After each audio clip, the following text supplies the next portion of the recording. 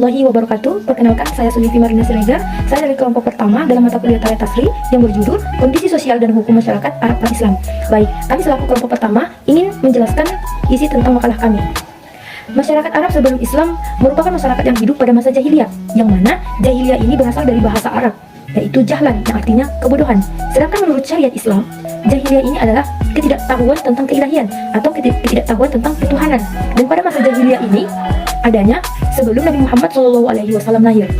Kemudian kondisi masyarakat Arab Islam sangat buruk dan belum memiliki tatanan kehidupan yang baik. Mengapa demikian? Karena pada saat kejahilian itu ada juga terdapat kesenjangan antara kaum bangsawan dan kaum masyarakat biasa, yang mana kaum bangsawan ini menjadi terpandang dan memiliki otoritas yang lebih. Selain daripada itu, saking jahiliyahnya pada masa Arab pra-Islam, seseorang yang melahirkan anak perempuan adalah sebuah aib bagi mereka, sehingga mereka membunuhnya secara hidup-hidup atau menguburkannya secara hidup-hidup. Mengapa demikian? Karena bagi mereka, seseorang yang baru melahirkan anak perempuan itu tidak bisa dapat berperang. Maka dari itu, apabila ada seseorang yang melahirkan anak perempuan, maka mereka secara langsung menguburkannya dengan hidup-hidup. Selain daripada itu, bentuk sosial ekonomi Mekah pada saat itu adalah memiliki beberapa mata pencaharian, yaitu adanya pertanian, perdagangan, dan peternakan yang menjadikan sumber kehidupan bagi mereka pada saat itu. Kemudian, dan kondisi politik di Mekah memiliki banyak kendala dari kaum Quraisy sendiri, seperti perebutan kepemimpinan dan adanya pengaruh dari luar Mekah itu sendiri. Assalamualaikum warahmatullahi wabarakatuh. Perkenalkan, nama saya Rosmaniar Pangabean. Di sini saya akan membacakan materi saya terkait kondisi sosial masyarakat pra-Islam. Kondisi sosial masyarakat pada pra-Islam, di mana kondisi sosial masyarakat pra-Islam memiliki bermacam-macam perbedaan antara yang satu dengan yang lain. Pada zaman ini, yaitu pada zaman masyarakat pra-Islam, di kalangan bangsawan, keluarga sangat diprioritaskan. Otoritas dan pendapat harus didengar. Berbeda dengan keluarga masyarakat di kalangan bawah. Mereka tidak memiliki hak apapun, bahkan hanya menjadi budak. Kehidupan para wanita pada masa pra-Islam sangat menderita. Mereka sama sekali tidak diperlakukan dengan baik. Mereka hanya pelayan bagi laki-laki. Banyak mereka, wanita ini, diperjualbelikan dan bahkan menjadi pelacur.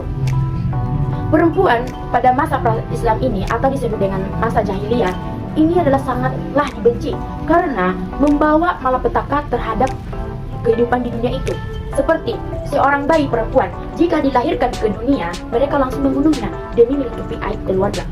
Banyak wanita yang hidup dengan suami yang memiliki banyak istri, bahkan banyak di sini ada 4.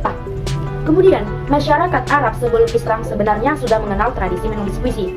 Mereka bersyair dan mengubah syair dilakukan dengan kehidupan sehari-hari mereka. Sehingga muncullah semboyan As-Sifru Diwanul Arab, yang berarti puisi adalah rumah bagi bangsa Arab. Mereka menganggap puisi-puisi yang mereka tulis tersebut merupakan bentuk dari peradaban dan warisan bangsa Arab. Di samping kentalnya budaya menulis dan berpuisi bangsa Arab, ternyata hal tersebut tidak dibarengi dengan kondisi perilaku mereka yang baik. Karena itulah zaman ini dikatakan dengan zaman jahiliyah. Jadi di zaman kondisi sosial masyarakat pra-Islam ini merupakan suatu zaman yang tidak mempunyai perilaku yang baik. Demikian dari saya. Baik, di sini saya akan melanjut materi selanjutnya, yang dimana materinya itu hukum dalam masyarakat.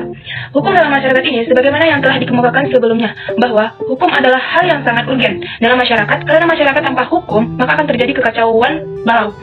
Begitu pula sebaliknya, hukum dalam masyarakat, maka hukum itu tidak berarti sama sekali. Hukum dalam masyarakat mempunyai 2 sifat, yaitu sifat pasif dan sifat aktif. Sifat pasif ini, hukum itu dapat dilihat sejauh mana hukum itu menyesuaikan diri dengan masyarakat. Sedangkan hukum yang bersifat aktif, yaitu sejauh mana hukum itu dapat berperan aktif dalam menggerakkan dinamika masyarakat menuju suatu perubahan yang terencana.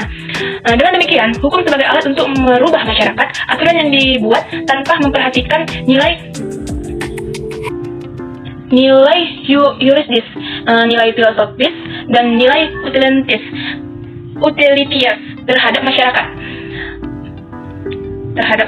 Maka aturan tersebut tidak akan berfungsi dengan baik dan akan terjadi peralihan fungsi, sehingga hukum yang awalnya berusaha menciptakan perdamaian, maka hukum itu akan menjadi sebuah rangkaian kata-kata saja. Cukup sekian. Ini saya akan menjelaskan sedikit pembahasan tentang Tarikh Tasri yang berjudul Kondisi Islam, Kondisi Sosial dan Hukum Masyarakat pra-Islam. Yang dimaksud dengan kondisi masyarakat di sini adalah hubungan antara anak, istri, keponakan, dan hubungan antara kabilah satu dengan kabilah yang lainnya.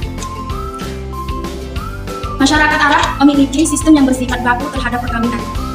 Mayoritas di antara mereka baru memperistri seorang wanita sesudah mendapatkan restu dari pihak istri. Kondisi masyarakat di lingkungan Arab adalah bahwa solidaritas di antara mereka dengan anggota kabilah yang lainnya sangat kuat. Masyarakat Arab sebelum Islam merupakan masyarakat yang hidup di pada zaman jahiliyah. Mengapa zaman jahiliyah ini disebut dengan zaman kebodohan? Karena pada zaman ini masyarakat benar-benar hidup dengan segala perbuatan yang buruk dan sama sekali tidak masuk akal. Pada zaman ini masyarakat Arab tidak mempunyai kitab suci, ideologi, agama, dan pemimpin yang membimbing mereka. Pada zaman ini juga mereka sama sekali tidak mempunyai sistem pemerintahan yang ideal. Banyak dari mereka tidak mengindahkan nilai-nilai norma.